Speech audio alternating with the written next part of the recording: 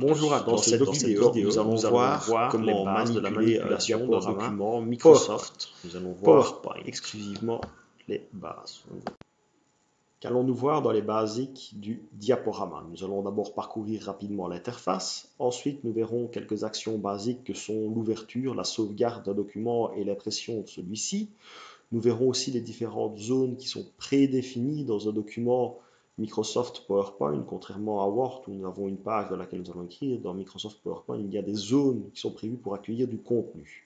Nous verrons également comment insérer une nouvelle diapositive, les différents types de diapositives qui existent et les bases de la mise en forme dans ces diapositives. Commençons par parcourir l'interface de Microsoft PowerPoint. En partie supérieure, nous retrouvons différents onglets qui contiennent dans le ruban toute une série de fonctionnalités. Ce ruban présente, regroupé par catégorie, un ensemble de fonctionnalités, comme par exemple la gestion des polices de caractère. Dans le coin inférieur droit de chacune des catégories, nous retrouvons une petite icône qui permet d'ouvrir la fenêtre de dialogue relative à la catégorie en question et d'appliquer toute une série de mises en forme propres à cette catégorie. Dans le coin inférieur droit, nous retrouvons des icônes qui vont nous permettre d'une part de changer le zoom sur notre document, mais aussi de démarrer le diaporama, de changer son mode de visualisation. Donc nous avons le diaporama, nous avons le mode trieuse, où nous verrons les diapositives en plus petits qui sont notamment présents. Dans l'onglet Fichier, nous retrouvons dans un premier temps la possibilité de créer un nouveau document. Donc nous allons pouvoir sélectionner soit un document vierge, soit un document avec un thème prédéfini. La possibilité d'ouvrir un document, là nous allons pouvoir récupérer des documents récemment ouverts ou via le menu Parcourir, aller récupérer un document en naviguant jusqu'à son emplacement. Nous pouvons ensuite enregistrer notre document avec les options enregistrer, enregistrer sous. Donc la fonction enregistrer enregistre le document courant qui lui a déjà été sauvegardé une fois normalement. Enregistrer sous est appelé soit pour le premier enregistrement, soit pour enregistrer le document à un nouvel emplacement sous un nouveau nom par exemple. Les fonctionnalités d'impression sont dans l'onglet, dans le bouton imprimer. Là, nous retrouvons le choix de l'imprimante. Une fois que nous avons choisi nos options d'impression, nous pouvons démarrer l'impression. Il est à noter que dans Microsoft PowerPoint, nous retrouvons différents modes d'impression. Nous avons notamment le mode document qui va nous permettre d'imprimer plusieurs diapositives sur une seule page. Le mode page de notes qui va permettre d'imprimer le document avec les notes relatives au document, et le mode plan qui est en fait l'impression du contenu textuel du document en question. Pour les notes du document, elles apparaissent en fait en partie inférieure. On voit ici l'onglet Notes. Si je clique dessus, j'ai une zone dans laquelle je vais pouvoir annoter ma diapositive, elle est propre à chaque diapositive. Cette information-là n'apparaîtra pas lors de la visualisation du diaporama.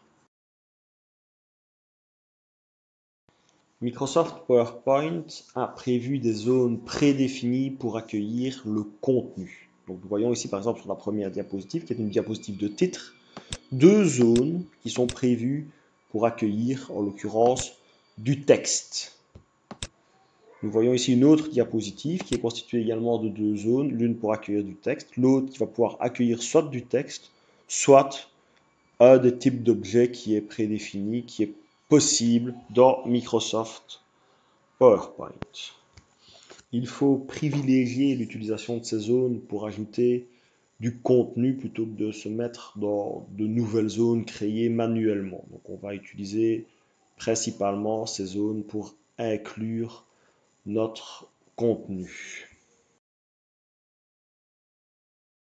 L'insertion de diapositives est assez simple. Ça se passe dans la partie supérieure, dans la partie diapositive. Vous avez ici nouvelle diapositive. Soit vous cliquez sur le bouton en partie supérieure, il insère automatiquement une nouvelle diapositive. Ici, une diapositive, un contenu. Ou vous cliquez en partie inférieure du bouton et là, il va vous proposer toute une série de mises en forme qui sont différents types de diapositives. On retrouve la diapositive de titre qu'on a déjà aperçue, la diapositive titre et contenu, c'est la diapositive ici présente avec un contenu, des diapositives titre de section, donc, qui ont une mise en forme un peu différente des diapositives de titre, les mises en forme de contenu, où on retrouve deux zones pour accueillir du contenu, des diapositives de comparaison. Dans les diapositives de comparaison, nous avons aussi deux zones, mais un champ de texte en partie supérieure. Des diapositives avec un titre seul, des diapositives totalement vides.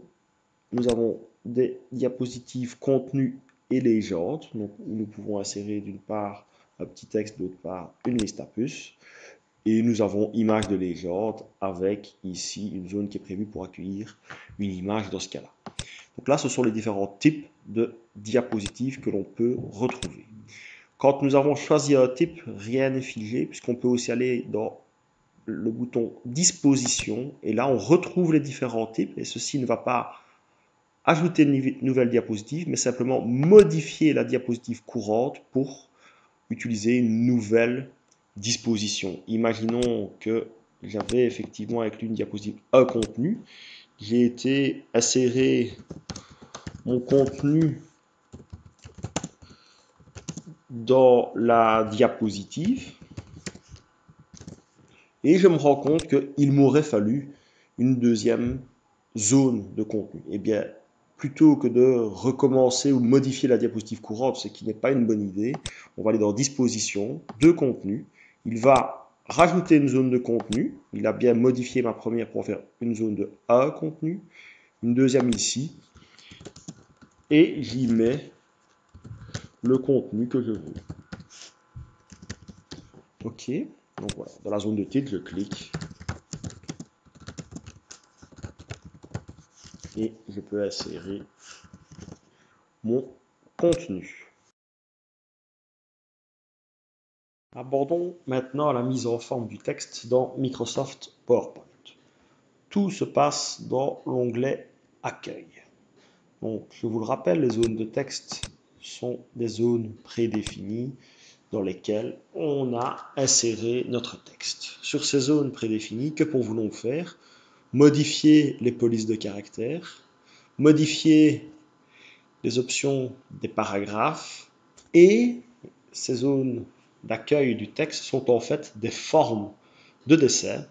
Celles-ci peuvent donc être également modifiées, d'une part en termes de couleur, d'autre part au niveau des contours, et finalement on peut appliquer éventuellement des effets d'ombre également aux différentes zones. Vu que les zones d'accueil sont des formes, on voit qu'un onglet format de la forme fait également son apparition. Dans cet onglet format, on retrouve les options de remplissage ainsi que des options prédéfinies de mise en forme pour la forme ou pour le contenu textuel. Donc c'est soit pour l'ensemble de la forme, soit exclusivement pour le contenu texte qui se trouve dans la forme. Retournons dans l'onglet Accueil. Donc une fois que j'ai sélectionné ma zone, ici la zone est sélectionnée entièrement, je peux aller sélectionner une police de caractère, une couleur de police de caractère, une casse, une police, la taille, souligner des effets d'ombre, etc. Donc, il n'y a rien de très compliqué à ce niveau. Je peux aussi me contenter de sélectionner une partie du texte et lui appliquer la mise en forme que je désire. À ce moment-là, seule cette partie sélectionnée et pas l'ensemble du texte va être modifiée. Si je me mets dans une diapositive où il y a des listes à puces, je vais également pouvoir jouer au niveau des paragraphes sur ces listes en modifiant le type de puce qui a été choisi. Ici, je suis sur une ligne en particulier, donc il modifie la puce de cette ligne-ci. Si je sélectionne l'ensemble de la cellule, il modifie l'ensemble des puces de la cellule.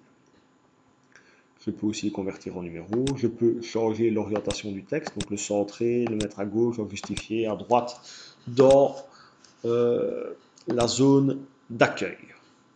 Une fois que je veux modifier une zone d'accueil au niveau donc, du format de la zone, soit je passe par les raccourcis présents dans la zone d'essai, soit je vais dans le format de la forme, et là je peux utiliser des formes prédéfinies ou redéfinir moi-même les propriétés de la zone en question. Je vois la couleur ici par exemple. Je peux faire exactement la même chose sur le texte qui est contenu dans la forme. Je retrouve également sur les formes et sur le texte toute une série d'effets prédéfinis donc qui vont me permettre d'ajouter des ombres par exemple au texte, qui vont me permettre d'ajouter un reflet, des éclats lumineux, etc. etc. J'insiste, ce qui est dans style WordArt va modifier le texte contenu dans la zone, ce qui est style de forme va modifier la zone dans son entièreté. Donc ici je vais par exemple lui ajouter un contour noir. Je vais dans les effets, si je vais sur un effet de réflexion, je vois que effectivement, ce qui est reflété, c'est l'ensemble de la zone. On peut voir apparaître les traits du cadre et on voit également apparaître le texte. Donc c'est bien l'intégralité de la zone qui est reflétée, contrairement à un effet ici sur le texte, ou si je prends le reflet, c'est exclusivement le texte qui va se voir reflété. C'est à peu près tout ce qu'il y a à savoir pour la mise en forme basique des zones de contenu textuel. Merci pour votre attention.